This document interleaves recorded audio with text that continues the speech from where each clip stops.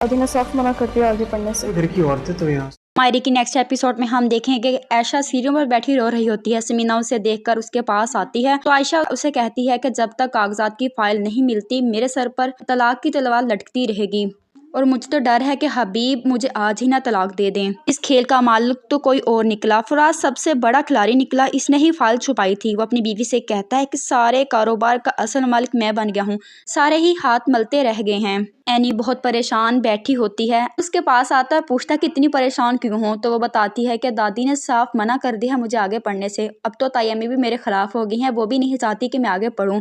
तो फखर कहता है तुम परेशान मत हो, मैं तुम्हारे साथ हूँ, तुम टेंशन ना लो, तुम्हारी पढ़ाई मुकम्मल ही होगी। मैं दादी अम्मा से बात करता हूँ। वो एनी को लेकर दादी के कमरे में जाता है। हबीब भी वहीं होता है। दादी से बात करता है कि एनी आगे पढ़ना चाहती है। तो हबीब कहता है कि इस पढ़ाई ने ही इसका दिमाग खराब किया है, कोई ज़रूरत नहीं आगे पढ़ने की।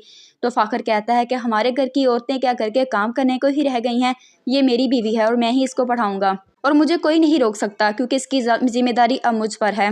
रहीला हबीब को भड़काती है कि अब आयशा को फारग कर दो, ना वो फाइल मिलनी है और ना ही आयशा को घर में रखने का कोई फायदा है। तो हबीब अपनी छोटी बेटी को बुलाता है और उसे कहता है कि अपनी माँ को कहो घर से निकल जाए, पहली फुर्सत में मुझे यहाँ नजर ना आए। तो जाकर अपनी माँ को बताती है तो वो बहुत रोने लग जाती है और एनी भी बहुत परेशान हो जाती है, क्या सच में अब्बू अम्मी को तलाक दे रहे हैं। तो ये था टीजर। जाते हुए चैनल